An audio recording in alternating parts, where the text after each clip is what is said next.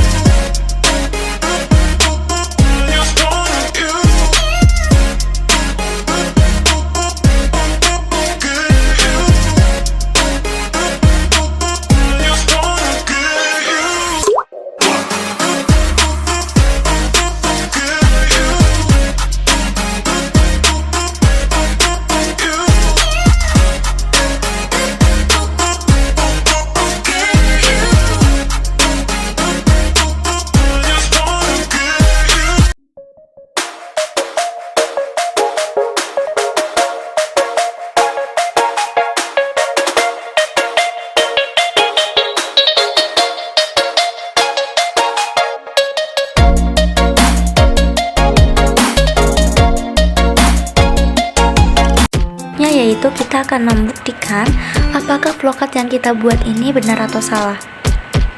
Di sini saya akan memasukkan panjangnya 3, lebarnya 5, dan tingginya 7.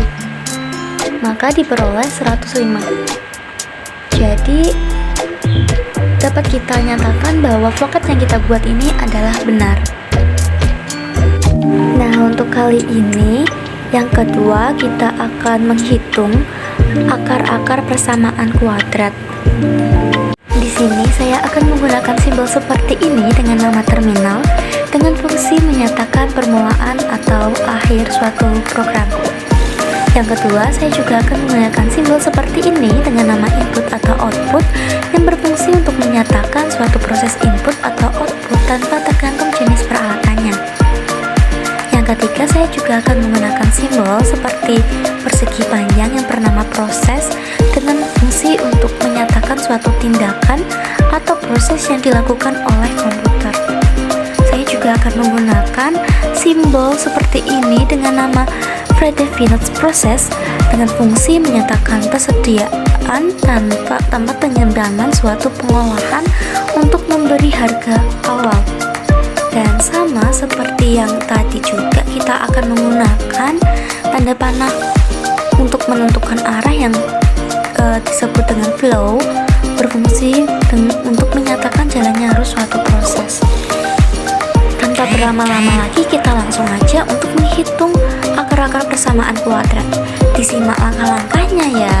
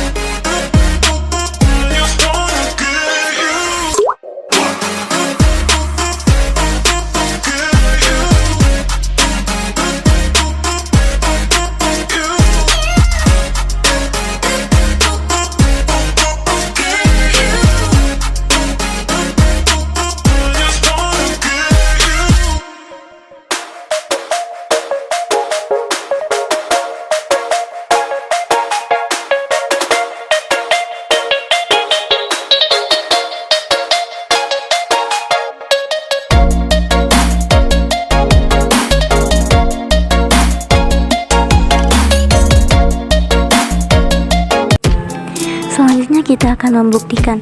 Untuk membuktikannya, saya akan mengambil nilai A sama dengan 1, nilai B sama dengan 2, dan nilai C sama dengan 3. Maka akan diperoleh nilai negatif 8. Oleh sebab itu, maka dapat dikatakan voketnya benar. Nah, untuk ketiga ini kita akan membedakan bilangan ganjil atau genap. Langsung aja kita simak pada langkah-langkahnya. Nah, untuk yang ketiga ini saya akan menggunakan beberapa simbol seperti yang pertama itu seperti ini dengan nama terminal dengan fungsi menyatakan permulaan atau akhir suatu program. Yang kedua yaitu seperti ini dengan nama input atau output dengan fungsi menyatakan proses input atau output tanpa tergantung jenis peralatannya. Yang ketiga saya juga akan menggunakan simbol proses yaitu menyatakan suatu tindakan proses yang dilakukan oleh komputer.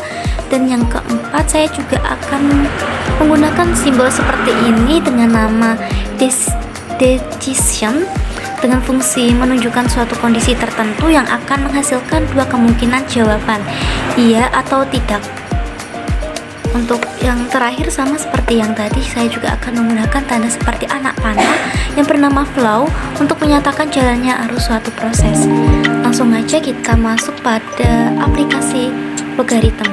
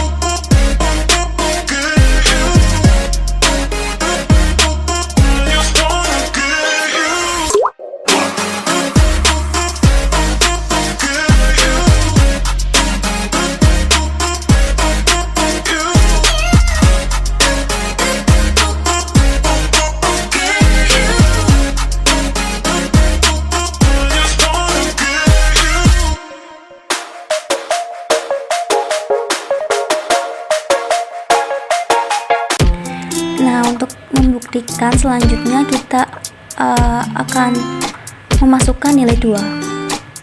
Nah, karena nilai 2 ini termasuk genap, maka dapat kita katakan benar. Kita coba untuk memasukkan angka 5. Karena hasilnya ganjil, maka dapat dipastikan bahwa voket yang kita buat adalah benar.